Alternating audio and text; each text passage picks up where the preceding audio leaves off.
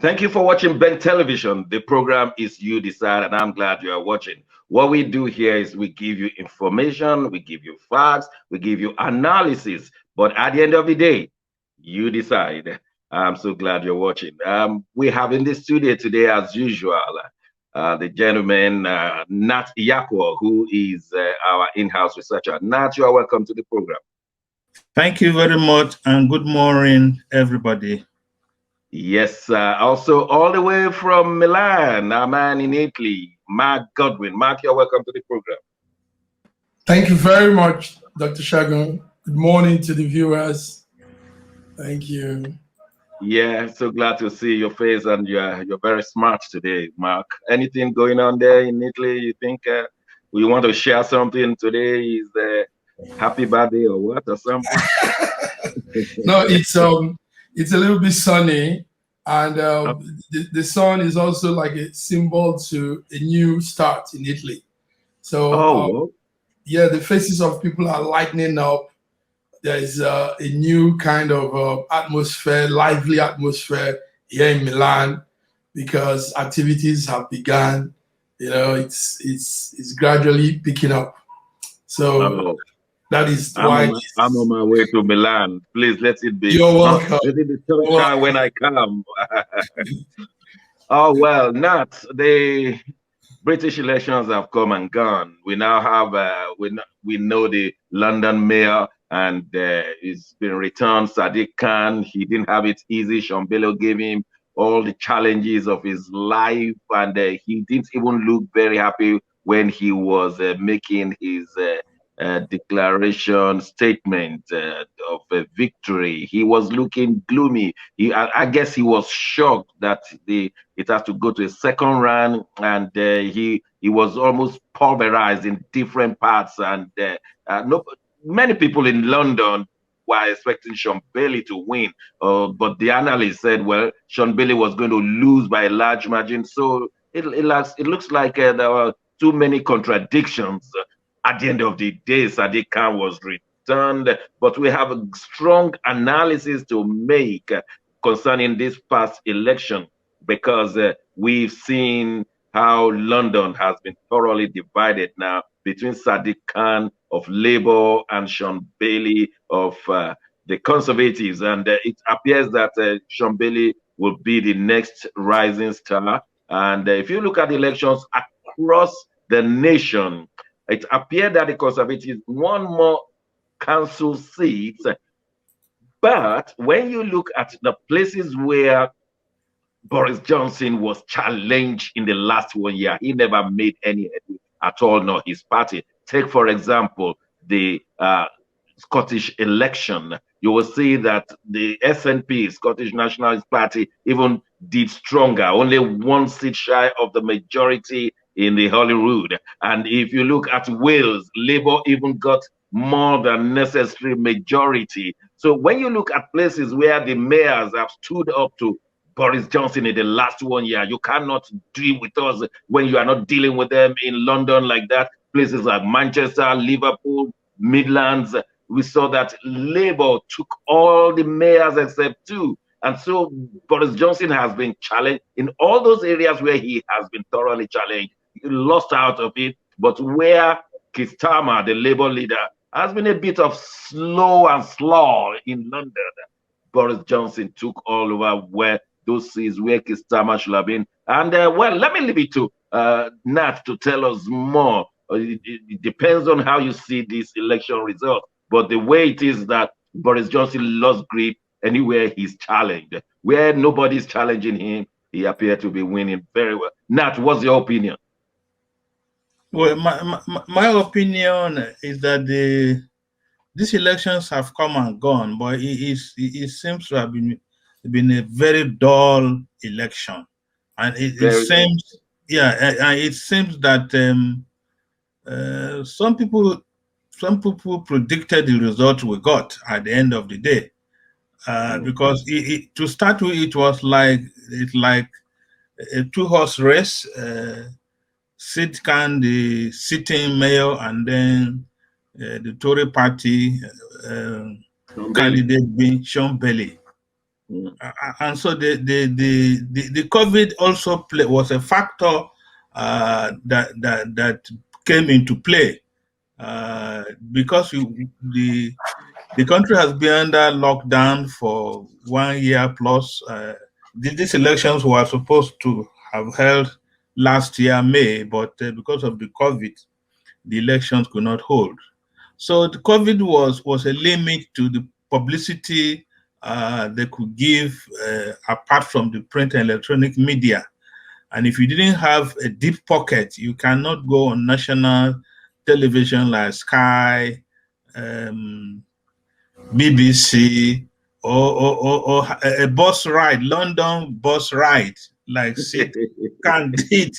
I didn't see any other candidate do a London bus ride, the red buses.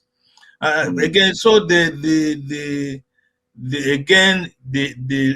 election result confirmed that London is a country within a country, because London it seems for some time to come, Labour will always win the elections in London. But when you step outside the boroughs of London, when you go to Wales or you go to Manchester or Liverpool or Scotland, Labour seems to still be very strong there. But one other factor that came in, the immediate past Labour leader, what's his name again? Jeremy Corbyn. Yeah, Jeremy Corbyn's performance in office had a serious challenge for the present man, Starmer, in the performance of Labour in the elections. Seriously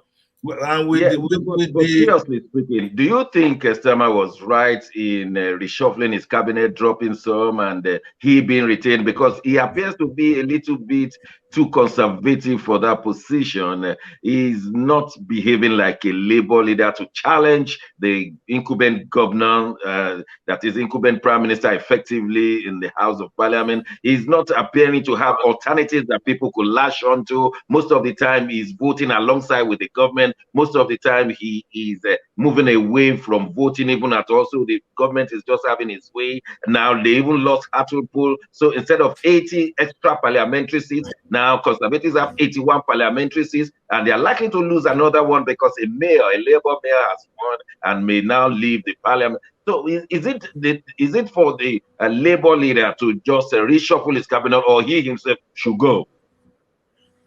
Well, it seems the new Labour leader has not been in office for too long a period of time. And coming and following immediately was the COVID period. But the problem with the Labour man, the Starmer man, you know, they were colleagues in Oxford with Boris Johnson. So it's Old Boys way of Old Boys Association. Yeah, government by classmates. And he couldn't be seen to be opposing Boris Johnson too much. If not, they will discipline him at the boys' club. Okay, we will have to come back to that. Let's hear from Milan.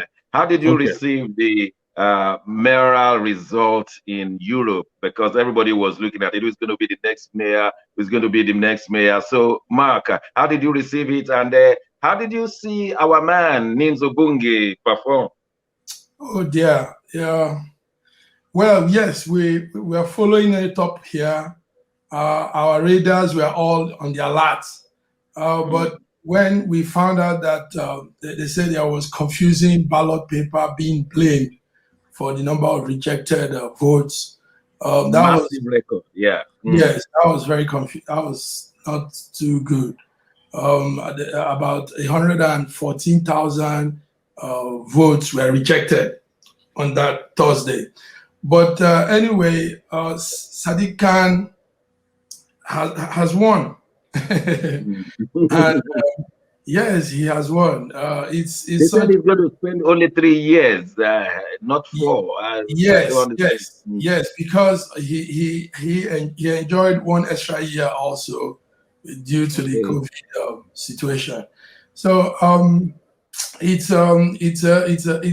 good that an awareness is growing now for a change, but it didn't work out the way we all thought. I was in for Sean Bailey anyway, and our man also, our man Obunga, we hope he will pull up next time and bring more dynamism and probably get the votes. But for now, we have He at the end of the day pulled 9,000 plus votes. Yes, all votes counted together. Sadiq Khan 1 million plus, Sean Bailey 900,000 plus. But what will you think? I was thinking it's going to pull more than that. I mean, there are so millions of Nigerians in London. Yes, and this still shows that people need to come out when it's time for such things. The attendance is still low on the African, Nigerian, and African side. So there is still work to be done. More awareness, more reasons why they should come cast their vote. You know, a lot of time we say it prior to the election, but when it's that time, you find out that people just lay back and they feel it's still they just lay back, and this didn't help our man. So, but one thing he should be doing from now till the next one is really create more awareness and give people the reasons, the facts why they should be involved in the vote, why they should come out en masse when it's time for election. I agree with you. While that is important, we also need to have the understanding that concentrating too much on social media doesn't win votes. It is going to the doors, knocking on the doors, speaking to people that make people vote. That has been my experience. I mean, Labour and Conservative parties and all the big parties, they have the foot soldiers knocking on doors, talking to people, trying to change the minds of people. Now, if you don't have that as an independent, there's no way that you will make a headway. Very good, Dr. Segun. Let me add that election is about numbers. Election is about numbers, figures. So we're not totally ruling out the social platform because this is the new wave now. But like you said, the foot soldiers, they really being there on ground and meeting out, reaching out to people, networking strongly. You know, there was a time, the one-time presidential candidate in America, Hillary Clinton, said, it's a very rough job to be out there campaigning. It's a tough one. It's very, very, she also said it's very, very dehumanizing because you meet people, some people will even beat you, slap you, tell you, throw eggs at you. You know. So our man needs to, the black candidates, mayoral candidate need to learn that. And also in all communities in Europe, they need to know that they have to get out there, talk to the people, rub shoulders with them, drink with them if possible, argue with them, talk with them, get out there, and also couple it up with the social platforms. Thank you. Okay, let me thank you, Mark. That's superb. Let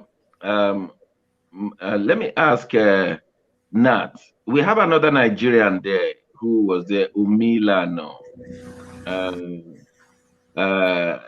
He appeared. He polled 41,000 votes. That accounted for 1%, I believe. Who is this Nigerian? Do you know? And he appeared to have done very well, and it's not known to people like me. Well, I don't know much of him too, but the name sounds familiar. And again, if we look at maybe his social network, because our people like this social networking, attending housewarming, marriages, naming ceremonies, parties, and so many other social events. But because if he had been in the social media, we would have maybe had about him, but really very little is known about him as an individual. Okay. Well, we will just leave it there. We now have our mayor in London. That's very important, not only to the Londoners, but also to everyone because of the financial capital situation of our dear city. And of course, the Queen gave a message yesterday, and so many things were discussed, but we will not have enough time to go into that because they are doing justice to that and on other forums. We just want to look at what's going on in the Middle East. We have seen in the last 1 week serious clashes between the Israelis and the Palestinians. We understand that the Temple Mount has been the main issue. As we are told, the Israelis want to move some Palestinians out of East Jerusalem, where many of the Palestinians have settled. I've been there personally. I've been to that area of Jerusalem, and it's like an Arab city. I mean, the food, the restaurants, the people, and you go to the other side, you see all the Jews. So I think they've been living together fairly well until now. They have described this war as one of the terrible ones they've seen in the many years past. But then we hope that things will de-escalate. But Nat, can you bring us up to date? What's all this hullabaloo about again? Well, I think what has been happening, or what we have witnessed the past 2 weeks, is really not new. It's just a build up to what has happened in the past, and the future doesn't really look better than what we are seeing now, especially when it comes to this issue of recognizing Israel as an independent state and recognizing Jerusalem as the capital of Israel. And the Palestinians are also laying claim to the same East Jerusalem as their own capital. But we know that Donald Trump moved the capital of Israel from Tel Aviv to You mean he moved the embassy? The embassy. Yes. Well, the embassy, by implication, embassies are supposed to be in the state capital, not in but he could not move the capital. He's an American, and I mean he had the power to move the embassy, and he did. But well, historically, he's been there for years, but no. Most of the American presidents, when the date arrived, they just shift the date maybe by another 6 months or another 1 year. Political correctness, isn't it? Yes. This has been a historical struggle that has been on, struggle for land, struggle for recognition, and struggle for independence. And we can also, and the challenge, the trouble has always started at the Temple Mount. It always started the Western Wall. The problem had always started around the Alaska Mosque. And so it's an ongoing thing. What's so special about this Temple Mount and the Alaska Mosque? The Muslims went to build this mosque on their holy ground, and some people say even it's not the particularly holy ground, but some people believe it is the holy ground, and it's going to cause war and mayhem, especially as the end time has come by the prophecies. What do we need to know more? What we need to know more is this issue of where the present Alaska Mosque is standing, the foundation which is standing.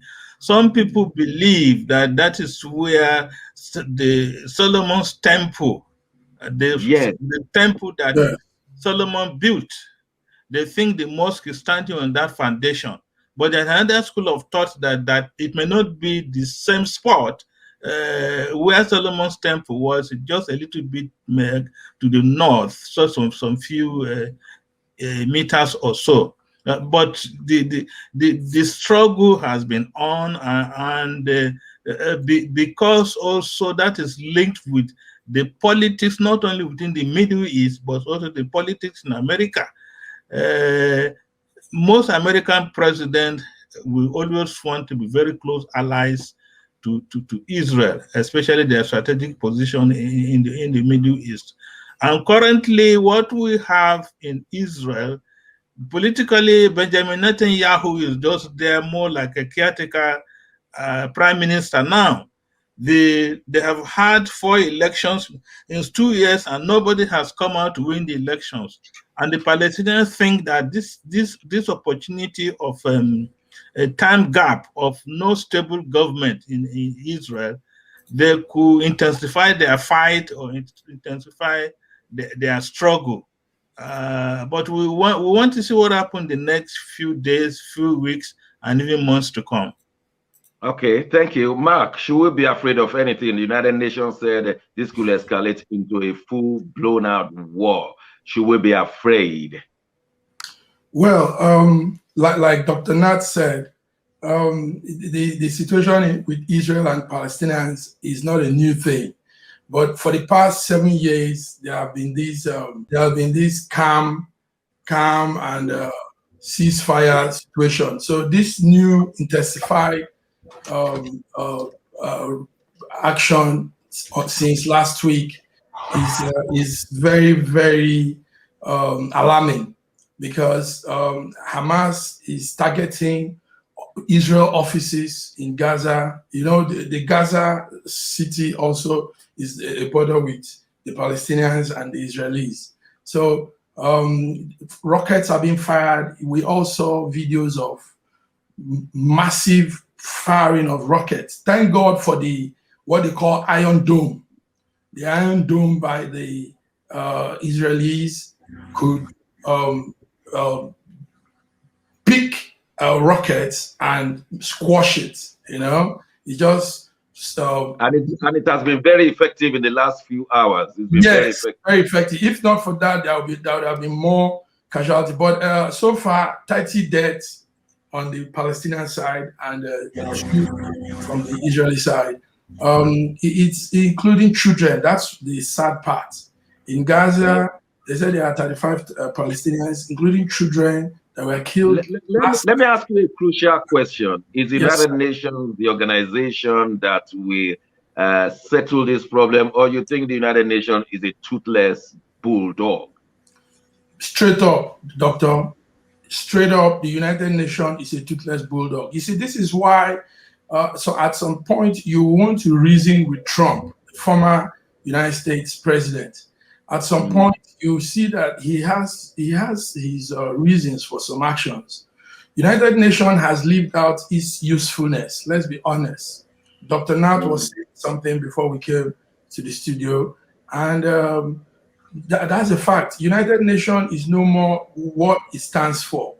Now it is almost like a political organization. It is no more that organization that should really mediate, negotiate, settle, and do all things for humanity, as they said they should.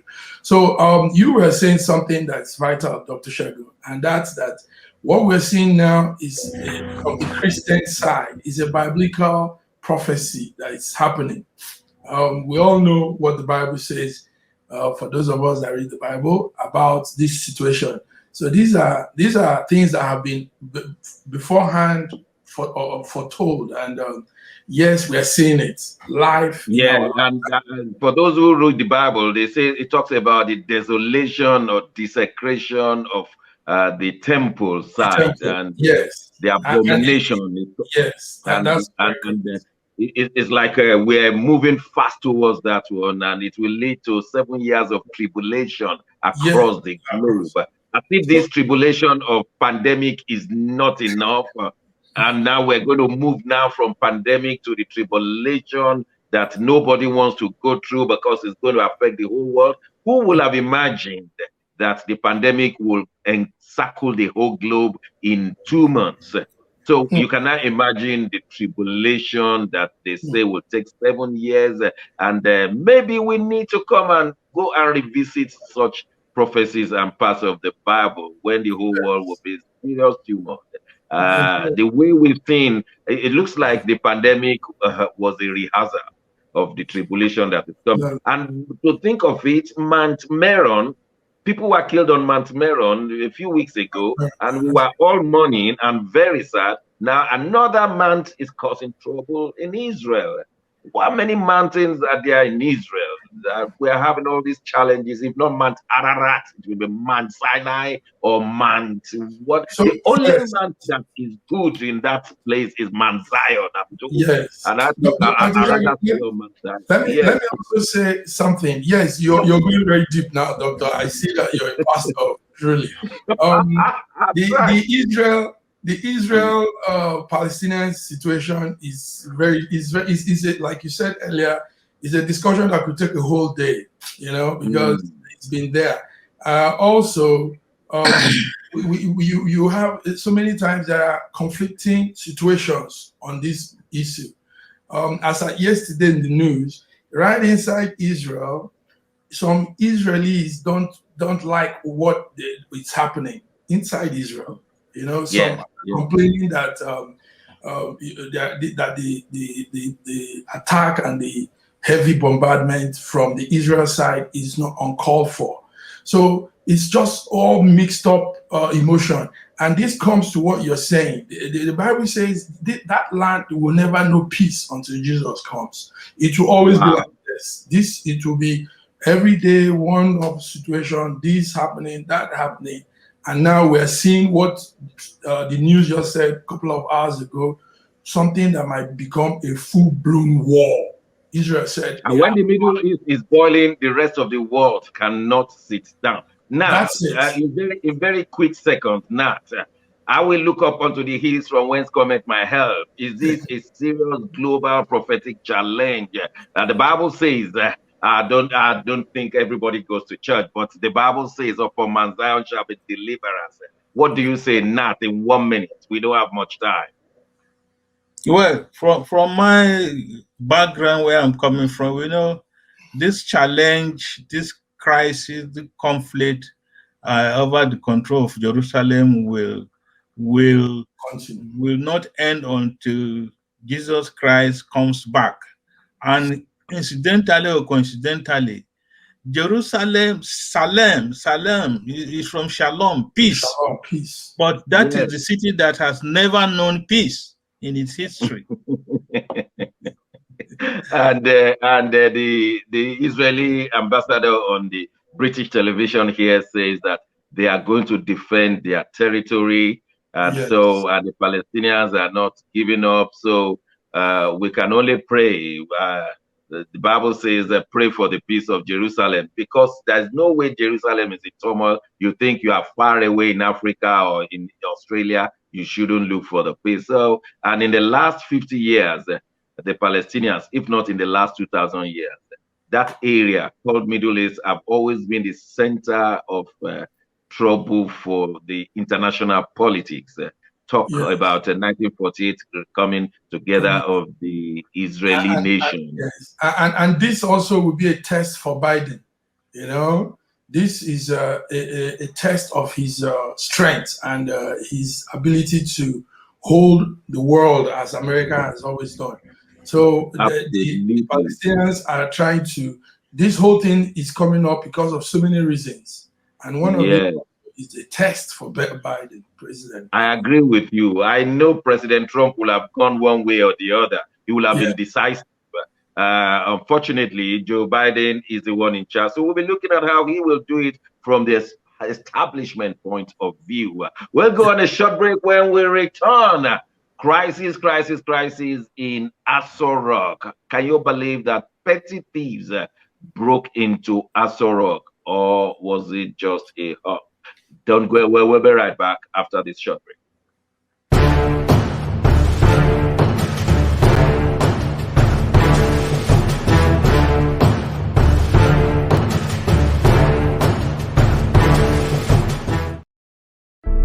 Benz Television has been going for almost 2 decades now, representing the African, Caribbean, and ethnic communities in the diaspora, especially based in the United Kingdom. We have been providing content, various programs to empower, make an intervention, deliver, and enlighten the mainstream community about what it is to be a BAME in the United Kingdom.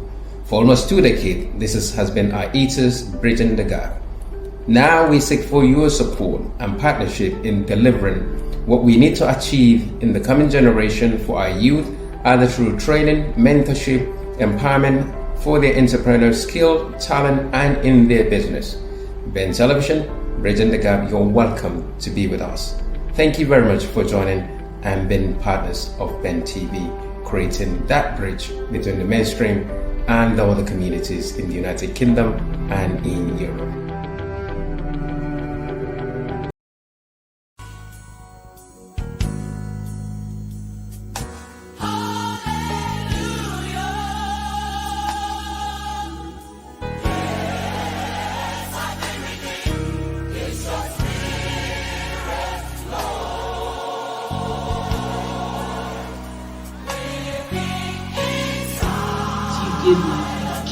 Give yourself away for me.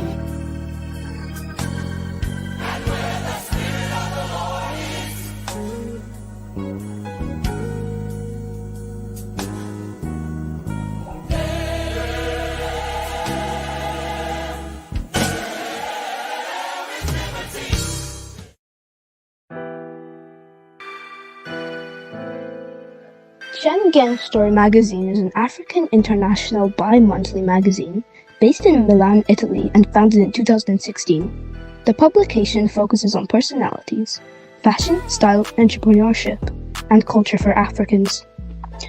The articles on food, movies, fitness, music, travel, sports, technology, and books are also featured. Our lives full of best stories. A lot can happen in a month. Expand your mind, change your world. Get Schengen Story magazine's full editions. Celebrating Africans make an impact.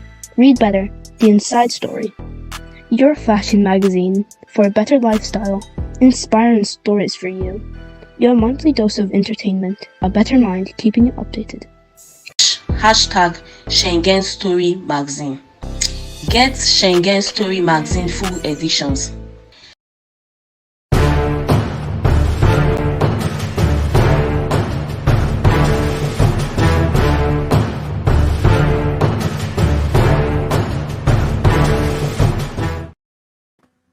Thanks for staying with us. The program is You Decide. We give you information, facts, and analysis, but you decide. Now, we've been told of this story on the 9th of May, 2021, that burglars burgled the residences of the secretary to the office of Sulu Gambari. I guess is the chief of staff of President Buhari, and they got away with cash. And also went to one of the administrative staff called Abubakar Mekanu, and they burgled his residence. And these are within the precincts of President Buhari's Villa Aso Rock. We've been told also before, don't forget that there were gunshots in Aso Rock, and nothing has happened. We've not heard of anything. What's the situation? Is this thing getting closer to the main seat of the Nigerian presidency? Nat, please bring us up to date on what happened on the 9th of May in two houses very close to where President Buhari was sleeping. You know, I think for a better scenario or picture of where this incident took place in the villa or Aso Rock, as some people call it, the presidential villa is located in an area called the Three Arms Zone. And the Three Arms are the National Assembly, the Supreme Court of Nigeria, representing the judiciary, and then the executive arm, represented by the presidential villa. And we have had so many incidences about the villa that are really not very clear to most Nigerians. Because not too far ago, Garba Shehu, one of the presidential spokesperson, told us that there was fire in the villa, and the explanation we got was that there was somebody smoking passed by and maybe dropped the cigarette. And that's funny. Yeah, and the place caught fire You see, but the Aso Villa happens to be the most fortified place in Nigeria because the president stays there. The security is high, it is tight, and you cannot penetrate. And we have three main layers of security into the villa. You have the DSS gate, we have the brigade of guards, which is top crack soldiers guiding the president. And so the story we are hearing of attempted, some people say it's attempted, some people say burglary took place in Abdulkadir Mekanu's house. Abdulkadir Mekanu is one of the administrative officers, one of the closest officers to Buhari, and then the chief of staff to Buhari himself, Professor Gambari. The locations are, if you know the villa very well, the locations are on Ibrahim Taiwo Road. It's not outside the villa, it's within the villa. And so it's within the villa. I have a mental picture where that robbery took place. But the problem we have is with not only that incident, but with this government, there is no strategic way of communicating to the people. The communication is very poor because Shehu Garba said foolish attempts were made. But some other officials said burglary took place. And so the question semantics, isn't it? Yeah, so the question we'll be asking, is it the same villa or there's a second villa which most Nigerians don't know? And then if that is happening to the president, then there should be questions should be asked, we should have correct answers, and then some heads should roll. At one time, Aisha Buhari had to leave the villa for 6 months because of, she said, security. She didn't feel secured. But for this to happen, and again, we were told 2 weeks ago that Boko Haram were just some few kilometers away in Niger State, and we were told that Abuja has been ringed round with Nigerian police and the military. So where did the daredevil robbers, how did they get into the villa? I think the most... And no head has rolled so far. No head have rolled so far. Garba said the people who attempted to burgle the Gambari's house were caught on camera. But thereafter, he deleted that statement from his Twitter handle. And so Nigerians are waiting. 2 days, 3 days has passed. I don't know how long it's going to take the police to do any investigation. But this let me ask Mark in Milan. Mark, shall we be afraid for the life of Mr. President? If they could be that close to him, should we be seriously afraid? He was staying in the house, probably sleeping at that time. And we understand that Gambari and Mekano couldn't stay in their house anymore since then. So should we be afraid for his life now? Yes, Dr. Shegun. It's a very serious situation happening there. Shehu Garba, the presidential spokesman, is not giving us the full story. Moreover, that incident happened on Sunday night. But Monday morning, 3 a.m. Yes, early morning, Monday early morning. But it took Shehu Garba, it took him some time to own up. Meanwhile, the news started filtering on the social platform. It started moving on the social platform before he came out to now confirm that yes, so thing happened. And they played with the words. They didn't say yes, it happened. Some people got the facts. The fact is that a butler in that section of the building gave out the news to news people, and Shehu Garba came in the evening to confirm that yes, so, but it's an attempted robbery. It failed and all that. But the butler that gave the information said cash was taken out. So we got it in Monday. I got the news Monday midday, and I got it from Twitter, a confidant on Twitter, and we know that our people can really source out news. So yeah, we need to be afraid of this situation, and they need to face the reality. See, this is that problem we have, Dr. Segun. Our leaders, those in this power presently, are not. They're always lying. They're always giving half truth, half statements, and it doesn't help them. It doesn't help anybody. So why not just say the truth and we begin to find solution? You know, they don't want to look weak. They don't want to look like this thing is coming to them too. So, and that's the fact. Before you and know, that takes us to the next item anyway. Fake news all over the place. Somebody just woke up and gave a fake news that there's going to be another lockdown in Nigeria, and there is there's a new variant that is killing many, and there's going to be a lockdown, and it went viral, and the whole nation was taken in such a fear that it had to necessitate the federal government to bring out its own counter social media announcement that there's nothing like that, and it's just a fake news. And so we are into a serious problem.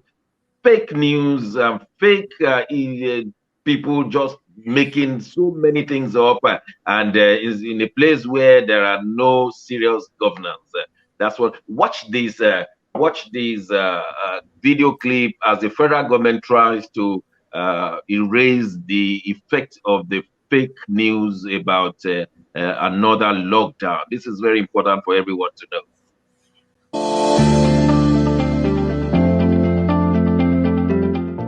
Hello, my name is Dr. Sani Ali. I'm the National Coordinator for the Presidential Task Force on COVID-19. We are aware of a fake message that's been going around on WhatsApp that we've declared a lockdown of the country. This is absolutely not true. I'm calling on the general public to please ignore this message and continue with their normal activities. I'm also calling on the public to make sure that you abide by our non-pharmaceutical interventions, including wearing a face mask in public, washing hands, and keeping your physical distance. There's an established way that we send out messages to the public, including declarations when it comes to infection control. So please ignore what's been going around on WhatsApp. Thank you.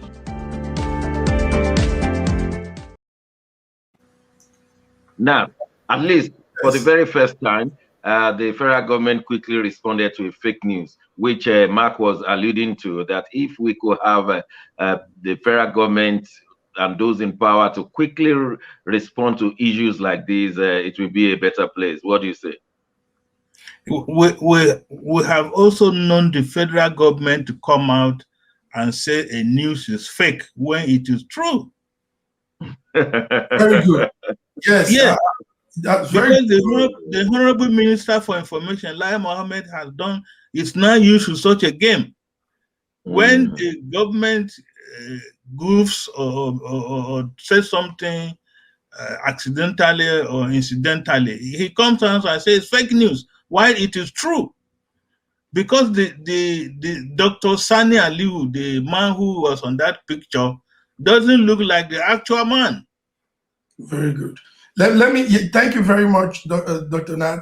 Dr. Segun, that news, the initial WhatsApp news is true. What you just played now is the fake news. I sent, I just tweeted something now. Yes, the video, Shehu Sani Aliu is in the UK now, presently in the UK. Yes, I spoke with somebody in his office, and that video is an old video. That's not, it's an old thing. So if you go to the NCDC Twitter handle, it is there that that video should not be adhered to.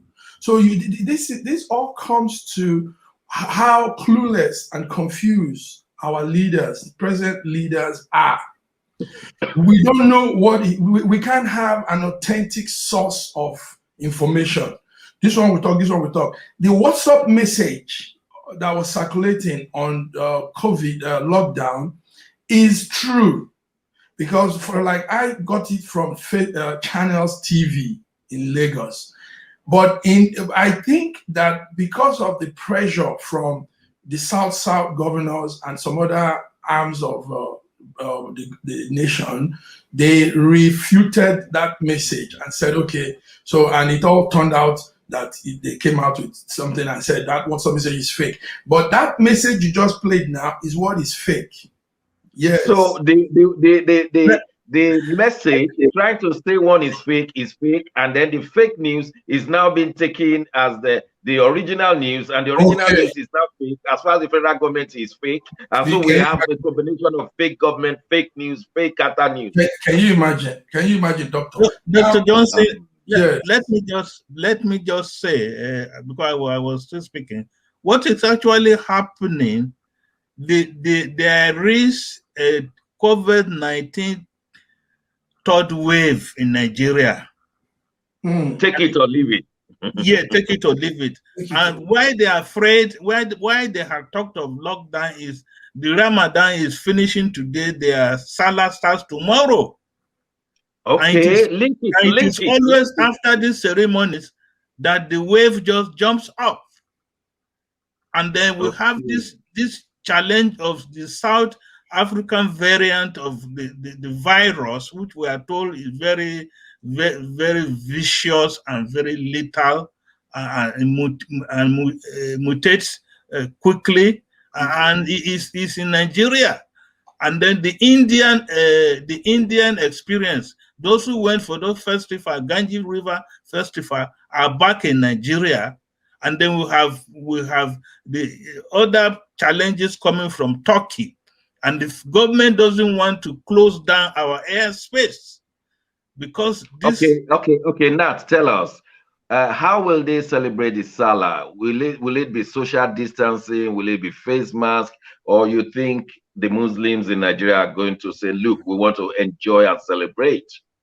This is not the first time we have had Salah during pandemic. Last year, we had the same problem. The Sultan of Sokoto, who is the head of all Muslims in Nigeria, gave direct instruction that people shouldn't go to Eid prayer ground. But the governors did a different thing. Everybody went out.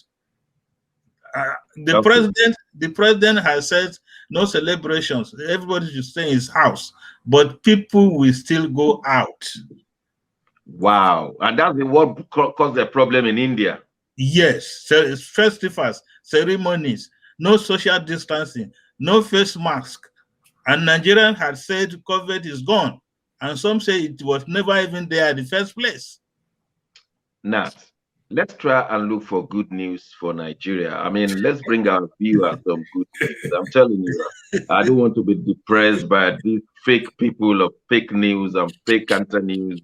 Let's try and see. I understand that the children of Lagos, they have looked for a way to take their mind off bad governance, and they now go into games like chess, that they play chess games now. And I tell you, you don't really know what these children will become.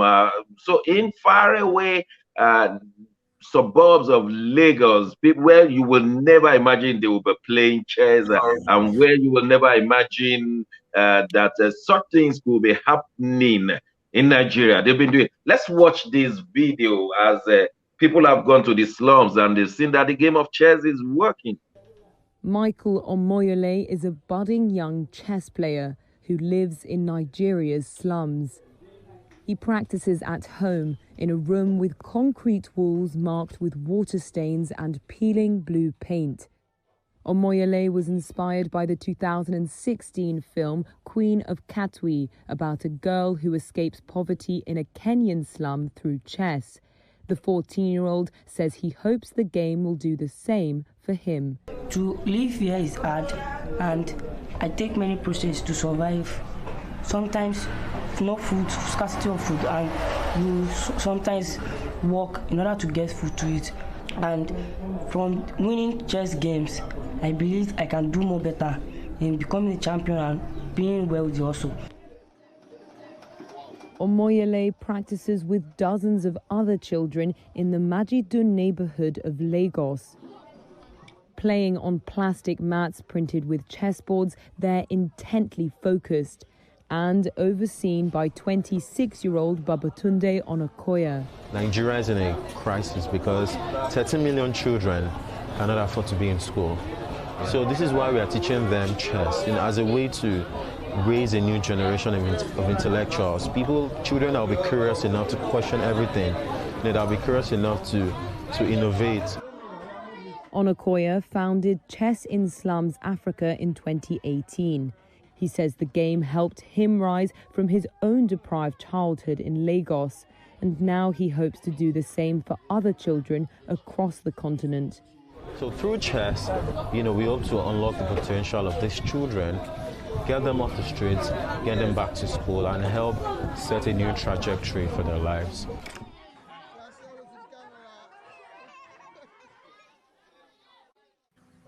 Something good is coming out of Nigeria. I remember David Oyelowo doing that film. Fantastic film from Kenya, how a young lady and a young family, they all went on this trip of chess playing, and it was fantastic. If that could inspire our young men, I tell you, someone young as 10 has been involved in playing this same chess, rose from Nigeria. Parents ran away from Nigeria, went to the United States, and today he's becomes the chess master of the USA. You need to watch this man called Tani. He's a young man. He's a young man of 10. You need to watch this man called Tani. Please, let's have a look and a taste of Tani played in the United States of America as the boss. A boy from right here in New York City is now America's youngest chess master ever. And get this, he's 10 years old. Here's Eyewitness News reporter Darla Miles. This one is I think this is the young readers edition. At the age of 10, Tani Oduwimi is a published author and the youngest chess master in the country. Not an easy distinction earned at any age. He appeared on Good Morning America Monday morning. So how I first came to chess was definitely back in Nigeria, where I saw my dad's computer, and I saw this app. It was just called Chess. I didn't really know what it was. I just looked at it for 1 minute, then I left. But when we came to America, I actually played on a real board with my brother. We first met Tani 2 years ago, when at the age of 8, he won the New York State Chess Championship in the K through 3rd grade division. At that time, his family was living in a Manhattan homeless shelter. His father, a successful business owner and Christian in Nigeria, was forced to suddenly flee the country after being hunted by the Islamic extremist group Boko Haram. Tani's 2019 championship win brought an outpouring of support, and a GoFundMe page raised more than $250,000 to help the family get on their feet. After school, I play every day. I just play for the whole time. An after-school pastime turned passion turned chess master. It feels very wonderful, feels very good, because I've been trying to get it for some time now, since the pandemic, so it feels very relieving to get the title. Tani's brilliance even impressing former President Bill Clinton. Now the family is hoping to develop and inspire other young minds, has started a foundation to help kids learn and participate in chess tournaments. This as the prodigy sets his sights on a new goal. Me becoming Grandmaster. Darla Miles, Channel 7 Eyewitness News. Channel 7 there. Thank you very much. Nat, do you know how to play chess? No, I don't. I better take you. I'm paying your next airfare to America, straight to Tani's house. He will accommodate you and teach you chess because it looks like it's the next thing in Nigeria, isn't it? Yes. But I think it's really not the location; it is the individual that matters. Playing chess, you need some level of intelligence. You need some level of dexterity. You have to be strategic and calculated. So wherever you might take Tani as he is now, even if you take him to Afghanistan or Iraq, he will still be a master chess player. And one more addition, the challenge we have in Nigeria and in fact other parts of the world, we now have this digital divide, the analog and the digital, the old school and the new school. We don't know. Mark, thank you very much, Nat. Mark, we've been told that Nigerians are not the problem, but leaders in Nigeria are the problem. It looks like most Nigerians are making it all over the world. Only the leaders are failing them at home. What do you say? Very correct, Dr. Shogun. That's so true. Obviously, the environment in Nigeria, the factors in Nigeria does not, it doesn't encourage excellence that much. In fact, we give kudos to Nigerians that have been able to do a lot of exploits inside Nigeria because they really went beyond. They should be applauded. The young men in sports, in movie making, in Nollywood, in everything. These young youth, these young men and ladies have really shown how very, very, very resilient and determined and powerful they are. The environment doesn't encourage. I mean, a lot of us left because we couldn't stand that very this encouraging factors there. Let me say something about chess. I play chess too. Yes, I play chess. It's a very beautiful game. So are you the master player in Italy? Well, I've been waiting to see who can take me out, but nobody in the African community so far. Oh, come on. Yes, I did a competition. Boast a little bit. Yes, no, really. I mean, I'm talking about our community, the African community in Italy. I've not seen anybody yet. Chess is good because chess builds the mind. Chess helps your IQ. Chess is a game. In fact, listen to this short story. Do you know that there is this mafia clan here in Italy, the mafia family? Do you know that the best mafia family in Italy were discovered to be good chess players? So they were able to understand the act of moving the chess, the pawn, the king, the queen, and all that. And they use that also practically in their business. And that's a clan called Indragati. Okay, okay, wait a minute, because when you talk about the Italian mafia, I'm a little bit scared. Okay, seriously, Tani, if Tani was to meet either David Oyelowo, the man who played the main actor in that film, the Nigerian youth was relating to, or should meet President Buhari, who of the two do you think he should meet? Well, meeting Buhari will do nothing. It won't add anything to him because in the first place, Tani left Nigeria because of the problem they caused. So going back to meet him and tell him whatever does not add up to his life. Meeting Oyelowo. I've met Oyelowo a few times myself. Yes, Oyelowo is better. I mean, that's a role model for so many people, many young Nigerians and Africans. And Tani is such a gifted child. Tani is on his way to the top. We used to have the Russians as very good chess players. But with Tani, it looks like Africa will soon become good chess players because Tani he's being good in the States, has hobnobbed with the ones in Africa. Look at what is happening in the slums of Majidi. And you are right, because it will bring about multipliers effect. Yes, right. Yes, and on this occasion, we at You Decide, we want to give kudos to David Oyelowo. You have acted so many films we cannot recount on this program, but so many times they have always been educative, uplifting to the Black Lives Matter. And David Oyelowo, we thank you. And for those who are supporting you in all the roles, all the films you have been made to act, I can't recall all, but I remember interviewing you on a few occasions on the red carpet. David Oilo, thank you for the inspiration you give all our young people in Nigeria. We will go on a short break. When we return, Hadiza Bala Usman, suspended, sacked, or what? You need to know the politics going on at the Nigerian Ports Authority. Bode George fell at the last stage of Nigerian Ports Authority. Hadiza Bala Usman has been suspended. You want to listen to all of these. And I tell you, so many good news still about Nigeria coming on this program. Don't go away. We'll be right back.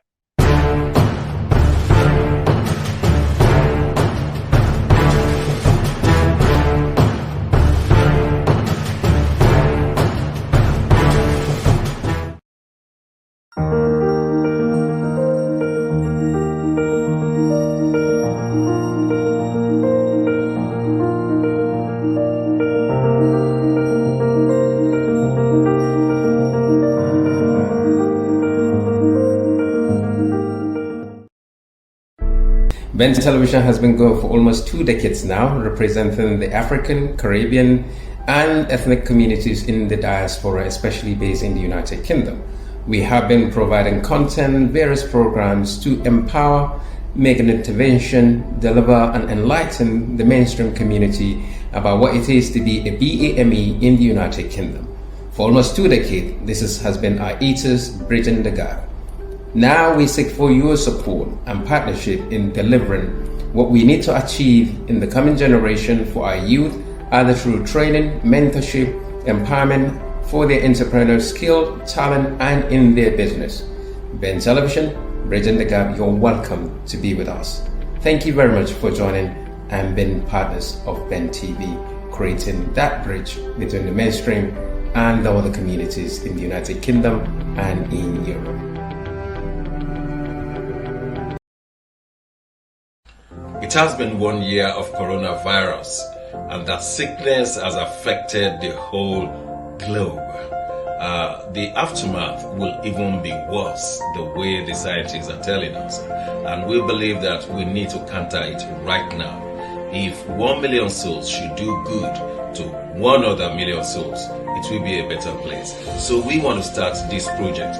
1 million souls to do good to 1 million souls. Why don't you join us? You don't have to register anywhere. Follow me on Twitter at Segun Johnson UK for daily tips. There we show you how to do good to 1 person. Always remember, 1 million souls, do good to 1 million souls.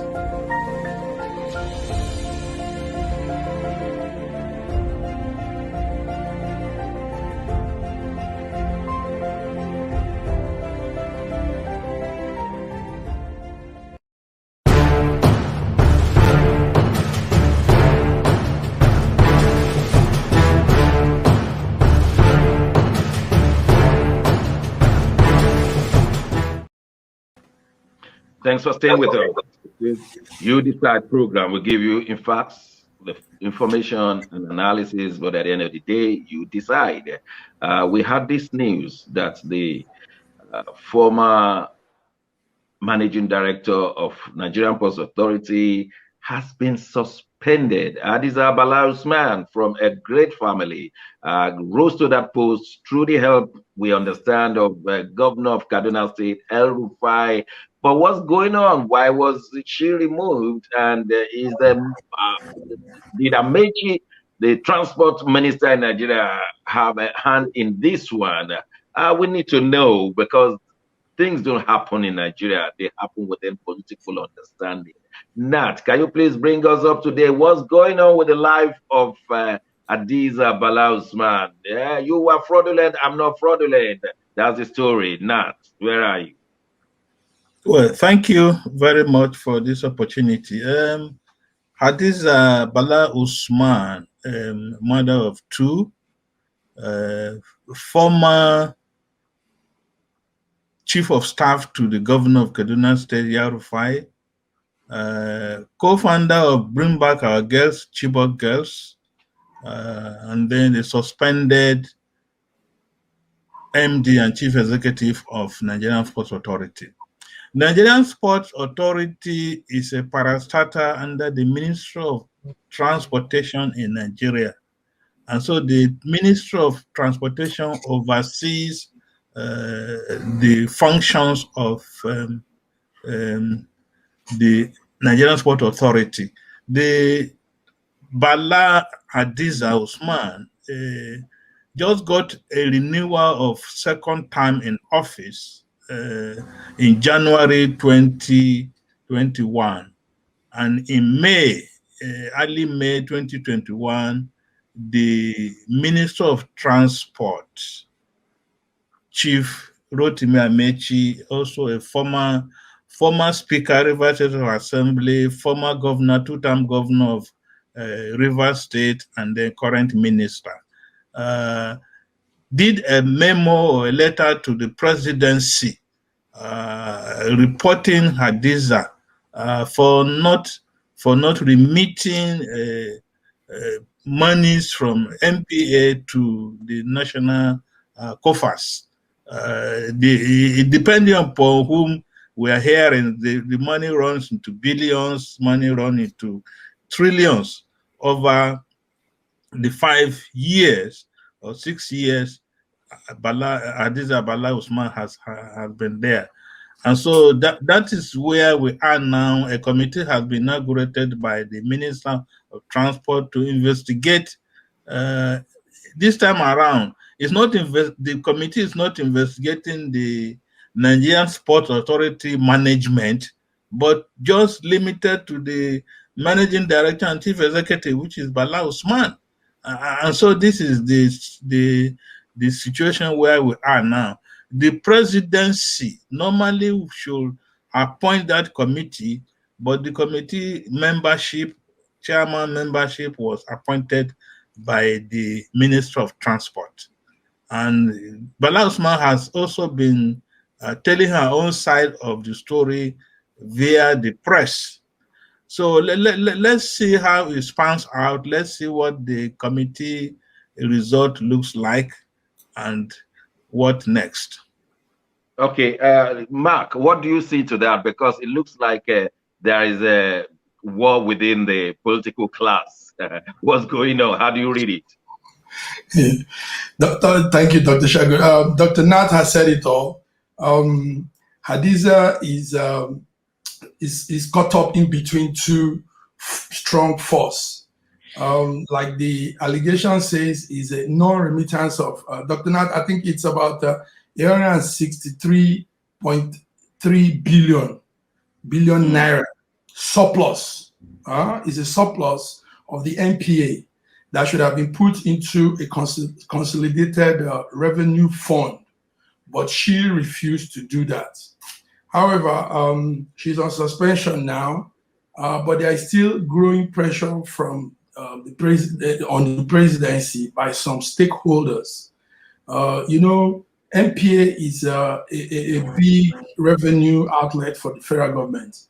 So who sits there matters. And somehow El Rufai was able to put the lady, Madam Hadiza Bala Usman. So there is pressure going on so many things. As at yesterday, there were countless of discussions, meetings, and everything for an appointment of a new chairman or an alternative chairman for the probing of Hadiza, because her probing matters to know what has gone wrong with that surplus, those billions of naira. And so in the other side also, some governors are pleading with the presidency to leave her and stop the suspension. Some people are also backing Amechi and the Minister of Transport. Some people are also on his own camp. So there's so much about this whole thing. We are still looking at occurrences. Maybe by the end of this week, we'll be able to understand exactly what is going on and who is to replace, and what is the effect of the transport minister in all this. Because some people are saying that he's violating the administrative process of MPA, of the MD of MPA's duty. So much talk, so much hila baloo. As we know, our country is always like that. Nothing goes smooth. Mark, let me quickly ask you a question. Do you think this is a fight for 2023? You know, some political balance or imbalance, or they're trying to change the balance for 2023 positioning? That's it, Dr. Segun. You've said it. Dr. Segun, you have the idea. So what do we say? That's just what it means. You know, 2023. All politicians, everybody in Nigeria's the radar is all active and so hyper looking up to the 2023. 2023 is a year of the forces, you know. Since the re-election of Buhari for the second term, we have never had anything about governance but 2023 election.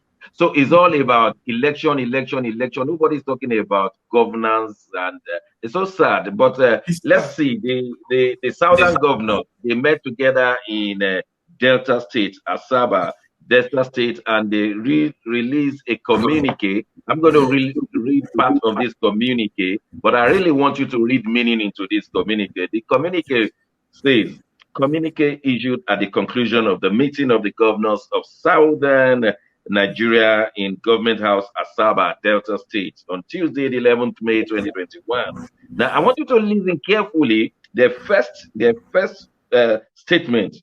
The governors affirm that the peoples of Southern Nigeria remain committed to the unity of Nigeria on the basis of justice, fairness, equity, and oneness and peaceful coexistence between and among its people, with a focus on the attainment of shared goals for economic development and prosperity. Now, they said they remain to one Nigeria on the basis. I hope somebody is underlining on the basis, which means these people are shifting focus from an extreme right to the center, that look, we will be committed to Nigeria, one Nigeria, on the basis, which basis? Of justice, fairness, equity, and oneness and peaceful coexistence. Nobody running over another person. Nobody saying, I'm going to take your land. And then it says, with a focus on the attainment of shared goals for economic development, because it appears some states in the north are not interested in economic development. That's what they're trying to say. And that is not our shared focus. It can never be our shared focus. And therefore, they are trying to make points here.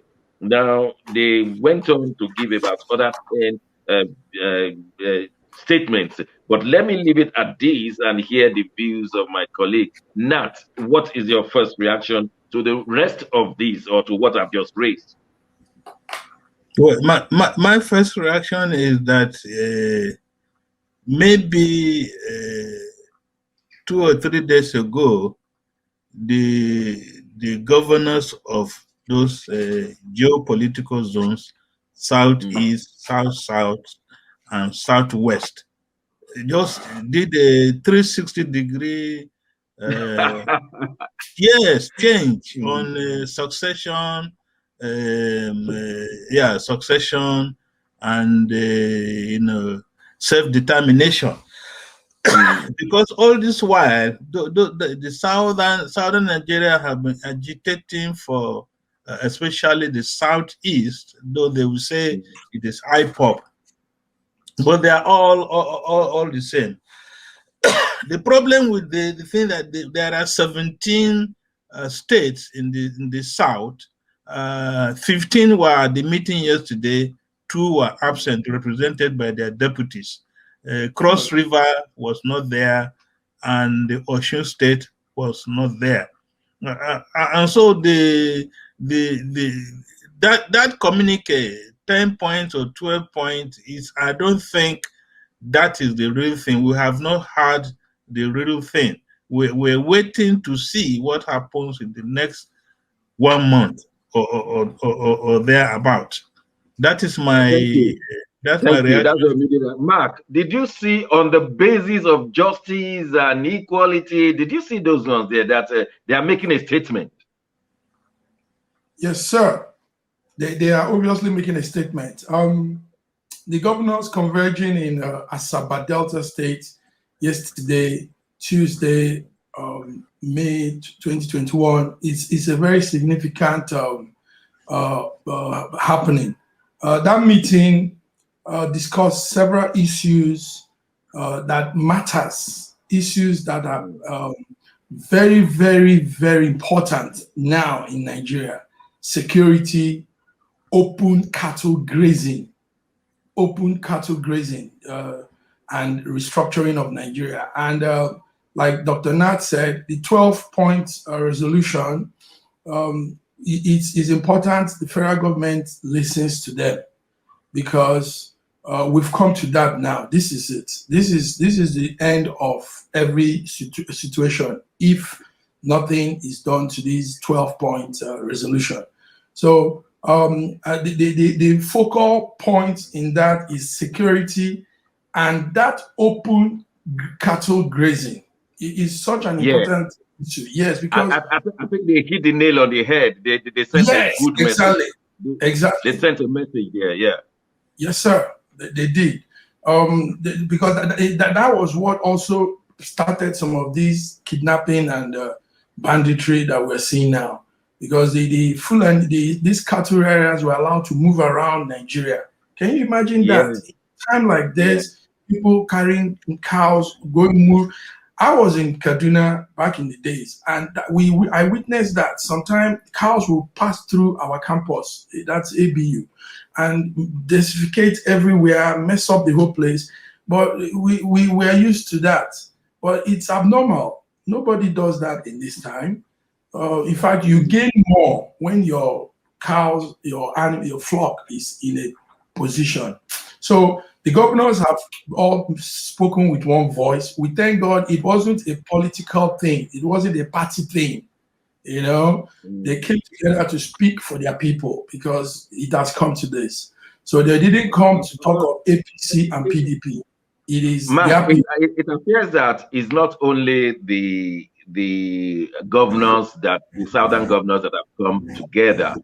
Many other groups are now making a statement which is becoming very, very germane to the unity of Nigeria. Listen to these bishops after their own meeting. These bishops, you need to listen to them. These are Nigerian bishops who have come together to voice what they believe the government should hear.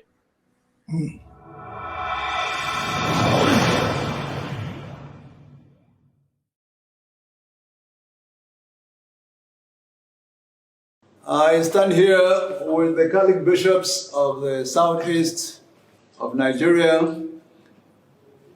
We just ended an emergency meeting on the state of the nation.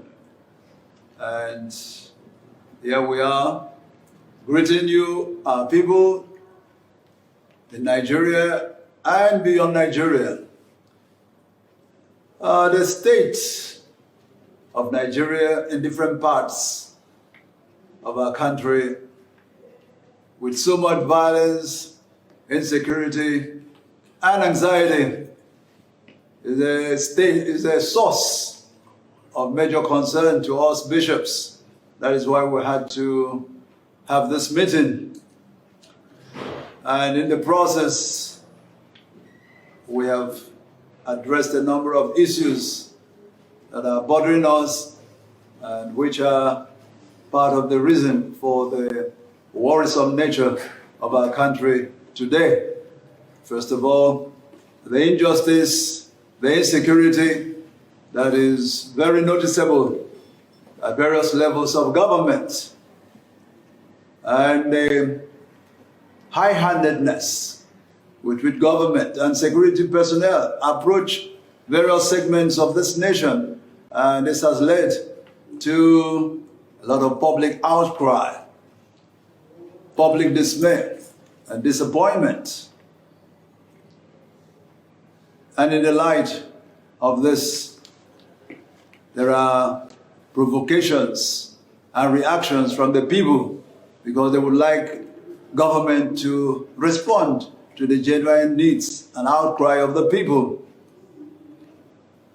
And so we come speaking to you, our people, at various levels of government and across the nation, to see that this nation is in grave danger unless we bring a new spirit, a new approach.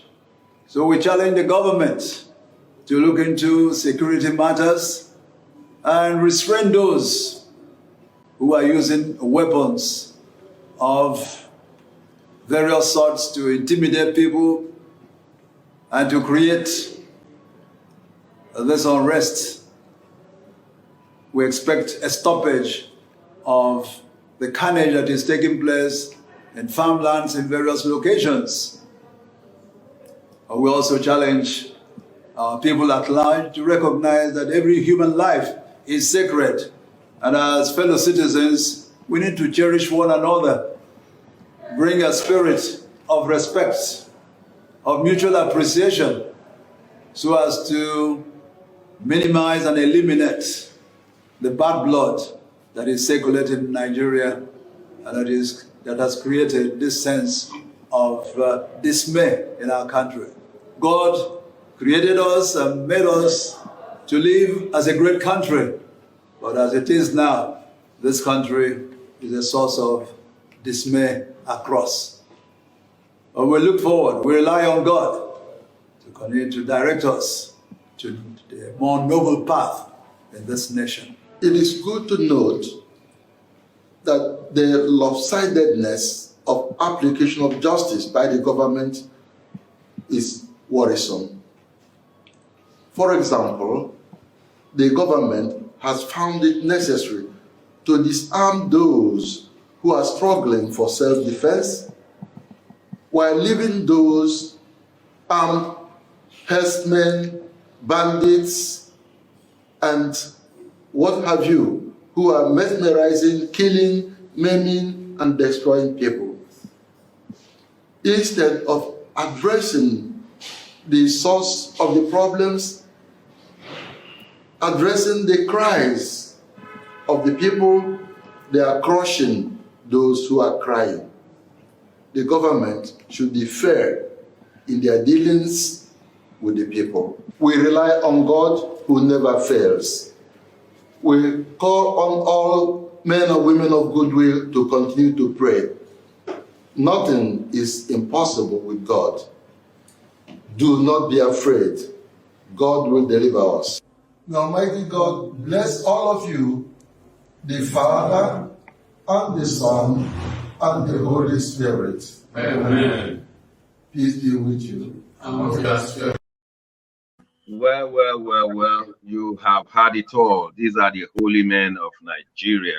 They are making it very clear and they are praying. And I'm sure the Muslims are praying as well. Every Nigerian is praying.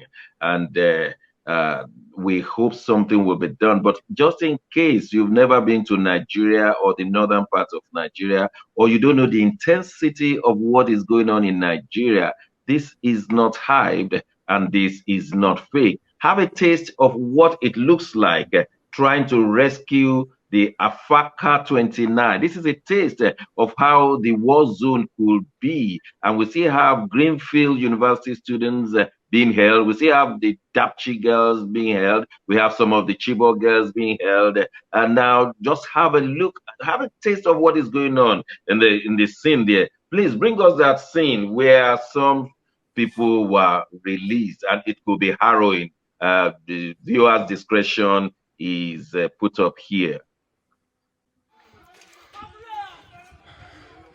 These people that are exchanging fire with us, they have released some people right now, presently now.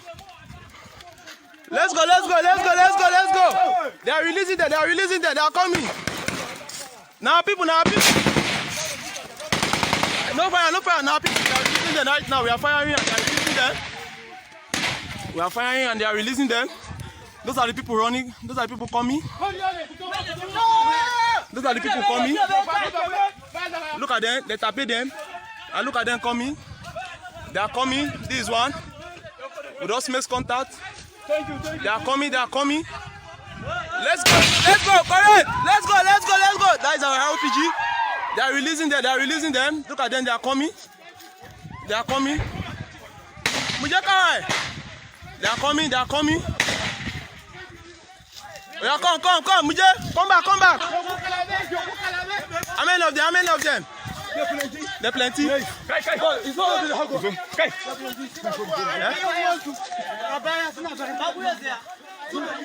These are the people they release. Guys, stand up, go that side, After this lady don't die, she don't die. When they? These are the people that kidnapped, and they are coming.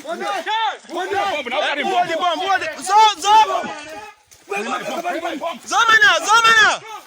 Those are the people that have released them. Yakuri Danzuru, Yakuri. This is RPG man, is gas out. Yakuri. Yes. Nigeria is at war. Now. Yeah. It's go.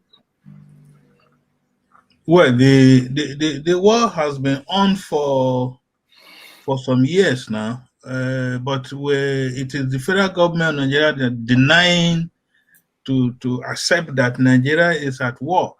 They keep talking of ragtag army, but the Boko Haram and the other insurgents, they are more armed than the federal armed forces, and we know that the non-state actors have more arms in their hands, light and small arms and weapons, and we've been on now. This fighting has been on for the past 11, getting to 12 years now, and it's not coming to an end. The issue of the strategy adopted by the government is not working.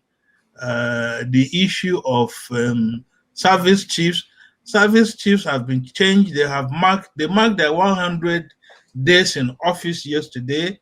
The situation doesn't seem to be improved. The National Security Council met 3 times in a week, and the president was supposed to release new guidelines for fighting insurgency, especially new strategies for the Southeast and the South-South. But I thought they should be released immediately. The acting Inspector General of Police says he has deployed his men, he has changed strategy, but it's not working. The National Security Advisor came to say that the drugs is playing a role in the insurgency in Nigeria. So here we are, and AFRICOM is not forthcoming. America has said Nigeria is not a priority. West Africa is no priority. They have more serious challenges, both domestic and outside the USA. So we might end up in going back to South Africa, the machinery that Jonathan had hired, and they were here fighting around 2014, 2015, and they were making some progress. So this is where we are now. I want to ask Mark in Milan. Mark, we are pretending that we are not in war, but it's real. Some people even came, I don't know whether they are federal government agents, they say, oh, that video was a fake, and or rather, some said, oh, that was a video proving that the Nigerian army is working. They don't believe it. Who do we believe? What do you think? Doctor, thank you. Dr. Segun, the situation is really, sometimes it looks like a movie, you know. Anyway, we are grateful that the 27 students abducted in March from the College of Nigerian Forestry, Kaduna, has been released. Yeah, they've all been released. And some people were saying ransom was paid, 1.3 million ransom was given by the governor. Some people were saying no, they just came out. Anyway, it's a sad thing. And like Dr. Nat said, the war has been going on a long time, but the government has not owned up to it, and it has escalated to this level. the foreign bodies telling us that we can settle our issues, it's a good one, because really we can. Nigeria has all it takes to stop this thing if they truly want to stop it. Yes, but Nigeria, you cannot say you have it if you truly want to do it and you refuse to do it. That's the problem. Do it. So you don't have it. You don't have the political will. It means you can never do it. There is also the political will, but they you know, it all goes back to putting everything in the political term.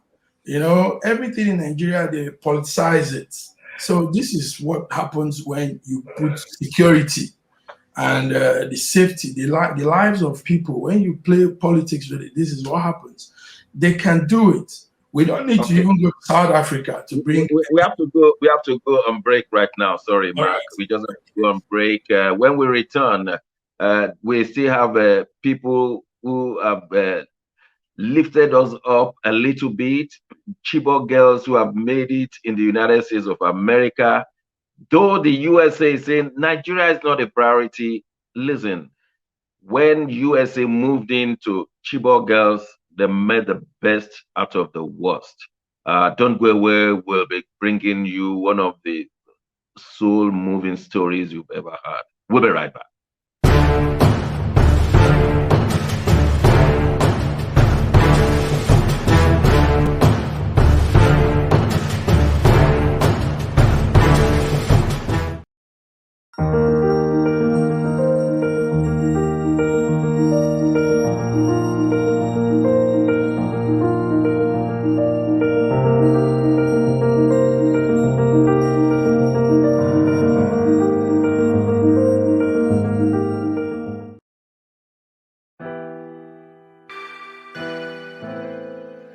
Schengen Story Magazine is an African international bi-monthly magazine based in Milan, Italy, and founded in 2016. The publication focuses on personalities, fashion, style, entrepreneurship, and culture for Africans. Though articles on food, movies, fitness, music, travel, sports, technology, and books are also featured. Our lives full of best stories. A lot can happen in a month. Expand your mind, change your world. Get Schengen Story Magazine's full editions. Celebrating Africans make an impact. Read better, the inside story. Your fashion magazine for a better lifestyle. Inspiring stories for you. Your monthly dose of entertainment. A better mind keeping you updated. Hashtag Schengen Story Magazine. Get Schengen Story Magazine full editions.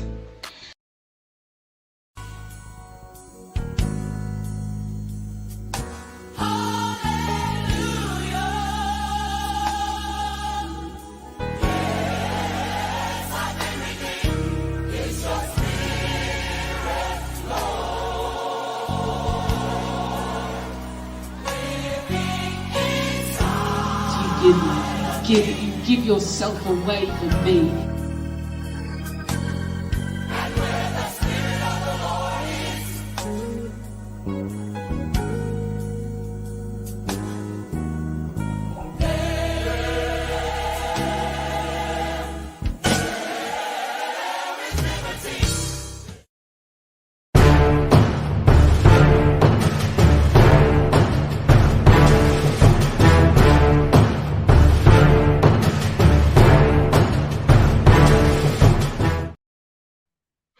Welcome back.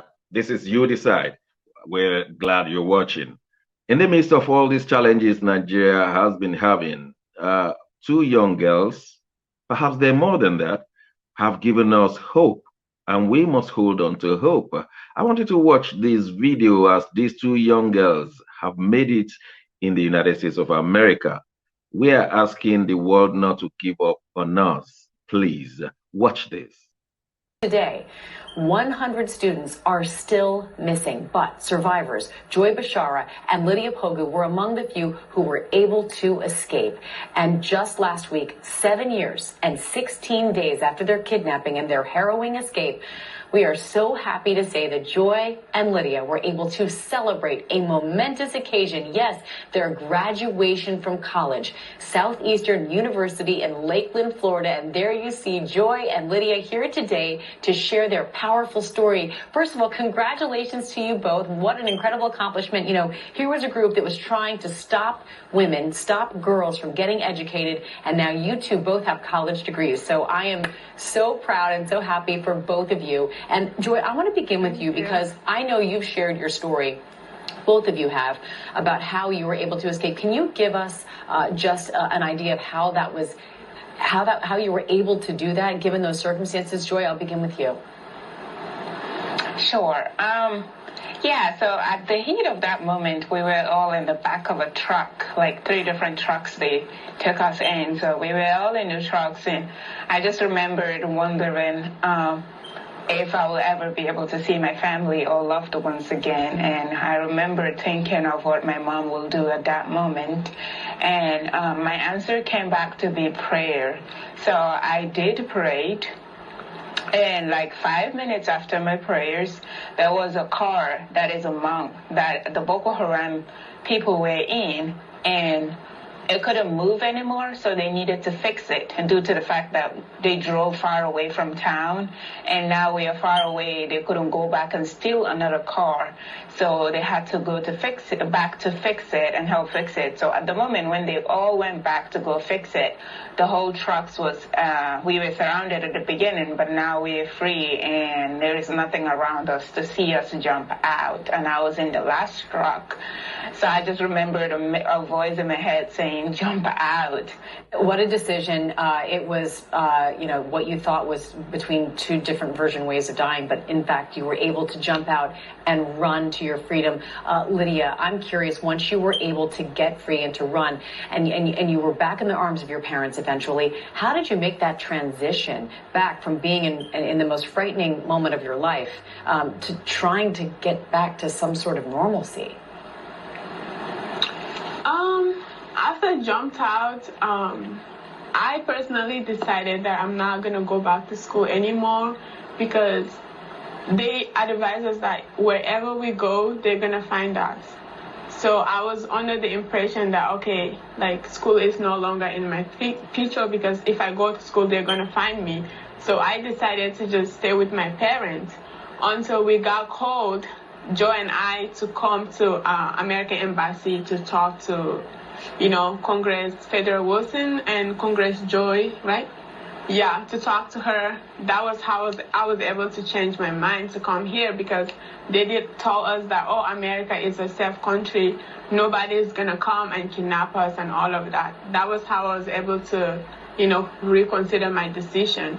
But on top of that, before that decision, my parents and I, actually all of the people in Chibok, will have to leave the town by 6 p.m. to go out to the bush to go sleep because people were under the impression that the Boko Haram will come back again. So it was really hard. Even still now, the Boko Haram still attacking some villages and people sleep out, still having the fear of that. So I didn't feel safe there. Even when we went home in 2014, I didn't feel safe. So that was how. It is hard to imagine what you all have been through physically, emotionally, mentally, and then at the same time, Joy, so many highs, so many lows, but walking across that stage, what did it feel like when you received that college diploma despite all you've been through?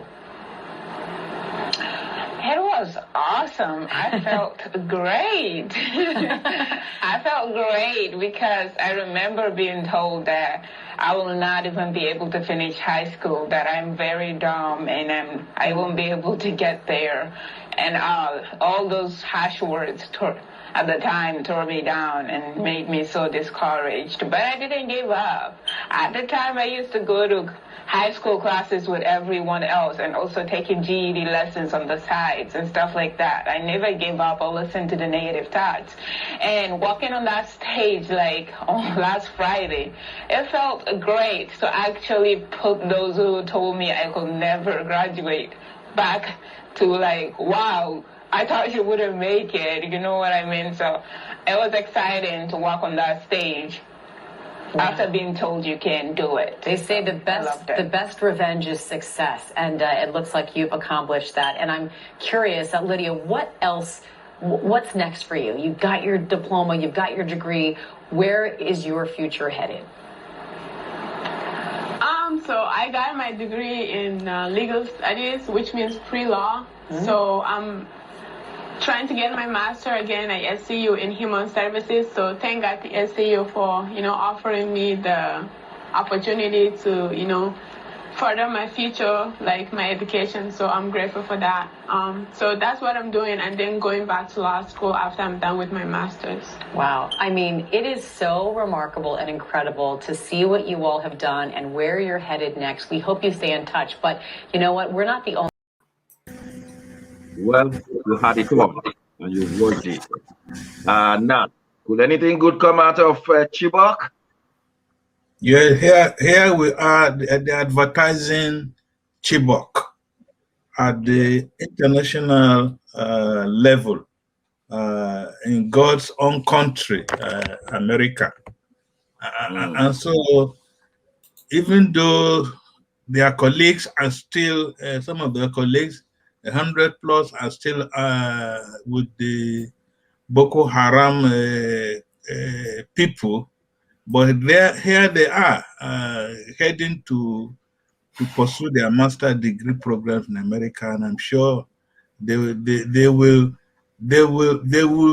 are good ambassadors of Chibok, ambassadors of Nigeria. Mark, the American diplomat in talking about Nigeria said Nigeria is just not in their priority. After watching these two girls coming out of Chibok, you could just imagine how they would be 7 years ago, haggard, battered, clappered, come on. And here they are, they're just citizens of the world, worthy to emulate, going for their masters. Do you think we can use this video to make America change its mind? Yes. Thank you, Dr. Shago. But I don't think the officer said that statement in the fact that that statement was made because they know that the Nigerian government, Nigeria as a country, is up to the task to do a lot of things. They know this. Yes, they know that we can match up with whatever insurgents and terrorists that comes our way. Okay, Mark, but before you continue, let's watch that video to see the seriousness of what they were saying. Please give us that video to see the seriousness of what that they will not. Nigeria is just not in the priority of the world. Middle East is. It's gotten a lot of attention on Twitter. A lot of people are saying, wait, where's the outrage of for what's going on in Nigeria? We saw 4 million people marching in the streets of Paris. We saw world leaders gathering there to sort of stand in solidarity with Paris. Where are those calls for the same kind of justice for the people of Nigeria? Help us understand the difference here and maybe why we're not hearing the same level of outrage. Or is there a reason? Yeah, good morning, Michaela. Yeah, the issue is, the stark difference, isn't it? World leaders, very prominent, linking arms, walking the Champs-Elysees, complete solidarity against this and outrage against what happened in Paris, vis-a-vis what we see in Nigeria, which is truly not, it should not be surprising. Look, what's happening in Nigeria is barbarous. It's horrible. I mean, it's complete madness. Yet it's not a priority. The United States unilaterally could do almost anything it needs to do. It would be a long-term effort, but it could be done. And the United States has the capability. All the elements of power, we have those. So why not? Complete. It's not a priority. That's the problem. We are committed elsewhere in the world. Black West Africa is not a priority. Very stark, very hard to say, but that's the case right now. Well, That's it. We're just not the priority. And Mark, you think you can dissuade America from that? Yes, we're not a priority. It's not a priority for them because take note that the English still have a hold on West Africa. Also, where you have a situation like what we have in Nigeria, where the government have not owned up, the government have truly not said, "Listen, we need help." The government is, so you don't want to dabble into something that you'll be caught in between. So it's not a priority. I'm not taking it that the officer meant it in a very mean way. It's not a priority because there are factors on the ground that cannot make it a priority. So yeah, they have their own priority. We cannot blame them. If you can take your security as priority, why should we take your security as priority to the United States of America? Straight up, Dr. Shegun, and I know Dr. Nat will agree to that. So if you can't own up to what is happening to you, why do you want us to come and put our hands and get caught up? Mark, well said. Let's just move on. Yes. Everyone remembers this good musician, Davido, and his uncle has finally graduated. Many of us remember Senator Adeleke, who went to contest the governorship election of Osun State. Many people believe he won, but he was rigged out on technical issues. And today, another person has stepped into it. It's not unusual in Nigeria for elections to be rigged. And we believe strongly that this man should have been the governor of Osun State, but he was clearly rigged out. Many people will attest to that, but we're not going into that right now. Many people believe that he did not have a degree, even though many people call him professor. Now, Senator Adeleke, he made a big do, invited the whole world to come and watch his graduation ceremony. Finally, Senator Adeleke appeared to have got his degree in front of the world. Nobody will say he's no longer a graduate. Many politicians in Nigeria cannot say so, that they have their degree or that their degrees can be ascertained. So let's watch Senator Adeleke and the drama of this graduation ceremony.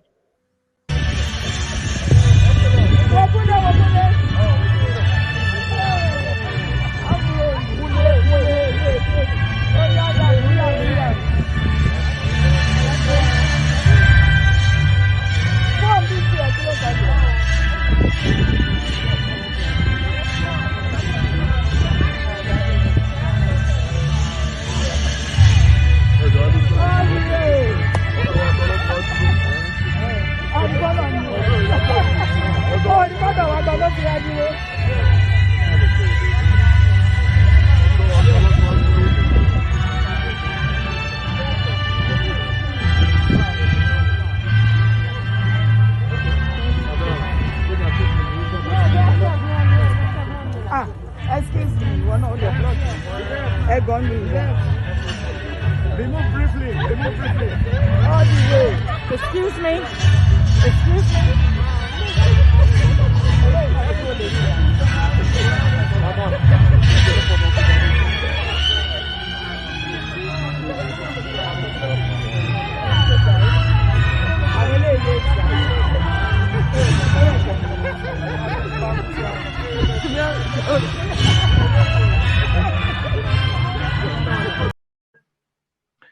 Hallelujah. So now, is Senator Adeleke a graduate or not? Well, my first reaction, I'm not impressed. Go on. Is it because when you look at his background, what he went through, and then at the end of the day, he's now graduating for a university in America. Personally, I'm not impressed. Mark, are you impressed that finally, even if Buhari cannot show his own certificate, Tinubu's certificate is challenged, many others' certificates are challenged. Are you impressed or not that this man humbled himself, went back to university, and has one paper to show for it? I'm impressed. I'm impressed. Yes, I'm impressed. Dr. Nat, I must give it to Senator Deleke, because what he has done is to tell the oppositions to their face, look at me, and he did not just go back to school. He went to a very good school. And at his age, going back to school, he probably will double his knowledge and double his experiences that he has before. So I'm impressed. He can now challenge whatever it is there in Nigeria. I'm sure all this is also targeted towards 2023. He's probably going to come. I'm sure he will return to Nigeria and he will meet strong opposition. Listen to this video from Senator Yerima. He said, zoning, forget about it. It's going to be a game of number. This is Senator Yerima, well-respected governor, two-term governor, now saying that, look, if Tinubu and co are expecting zoning, they should forget it. The presidency is coming back to the north come 2023. It's a game of number. Watch this one. Tinubu, watch this one. That we all spread our hands. Aymana, go, Aymana. 1 minute, come inside.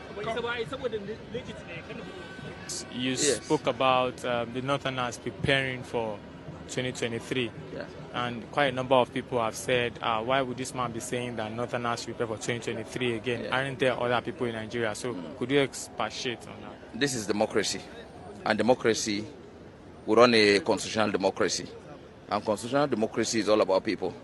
It's about number, and I have no doubt in my mind we have the number. I don't want to sound immodest. The 2015 election, 2019 election has clearly defined who is who. I'm not trying to be arrogant, and I'm also not saying that it's a thing that must be forcefully on Nigerians. But I'm saying, considering the fact that a lot of things had happened, let me make mention of two things. One was, vividly remember Obasanjo had a regime from 1999 to 2007, uninterrupted. Now, hand over power democratically to Yar'Adua. Yar'Adua only lasted 1 year. The second year, he was ill. We had an acting president in that capacity, which is Jonathan. Jonathan had 1 year. Umaru had only 1 year. Jonathan had the other year. Then subsequently, there was issue of doctrine necessity that suddenly, after the demands of Yar'Adua, the second year and few months, there was issue of doctrine necessity that made him substantive president at that time. When he becomes a president, you can now recall that Yar'Adua had only 1 year, even in his tenure.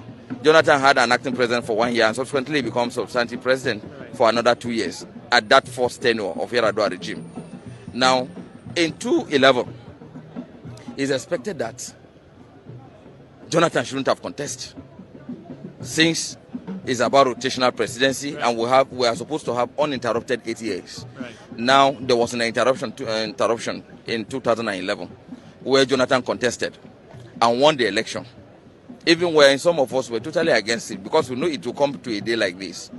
He won the election. Normally, it is very rare and very difficult to upturn election against an incumbent government. Jonathan now got his way for second term. Now, Jonathan finished. If you put up the 8 years of Obasanjo, the 3 years of Jonathan,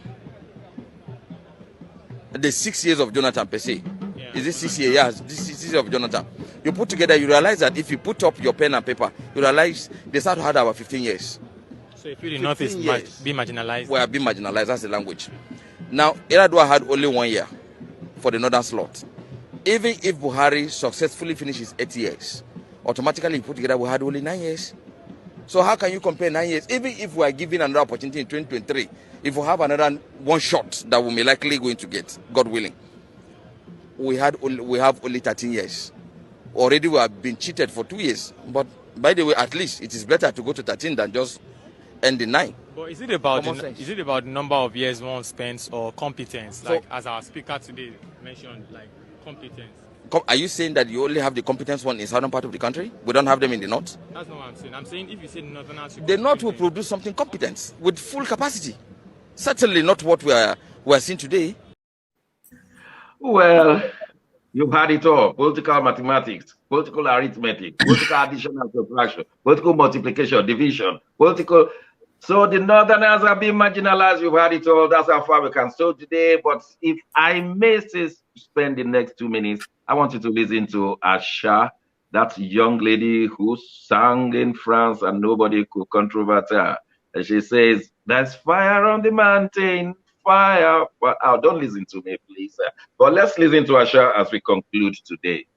God bless Nigeria.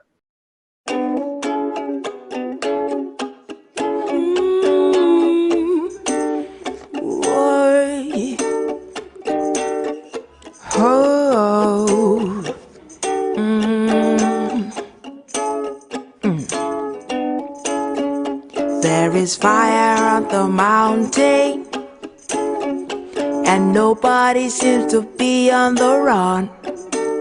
Oh, there is fire on the mountain top, and no one is running. I wake up in the morning, tell you what I see on my TV screen. I see the blood of an innocent child, and everybody's watching. Now I'm looking out my window, and what do I see? I see an army of a soldier man marching across the street. Yeah. What did it say to make you so blind to your conscience and reason? Could it be love for your country, or for the gun you use in killing? So there is fire on the mountain, and nobody seems to be on the run. Oh, there is fire on the mountain top, and no one is running. Hey, Mr. Loverman, can I get a chance to talk to you? 'Cause you are fooling with a dead man's corpse, and you don't know what you do. Oh, so little Lucy turned 60, and like the movie she's been seeing, she has a lover in her daddy. She can't tell nobody till she makes the evening news. For there is fire on the mountain, and nobody seems to be on the run. Oh, there is fire on the mountain top, and no one is around. Well, that's how far we can go today. It's my job to thank our colleague from Milan, Mark Godwin, my fellow colleague in London, Nat Yakwo, and to thank also all our crew members in the studio, starting from Anthony to Olsins to Hazel. Of course, great thanks to our executive producer, Dr. Alistair Shoyode. Until next Wednesday, when we bring you the latest across the globe. My name is Shegun Johnson. God bless you all. Bye.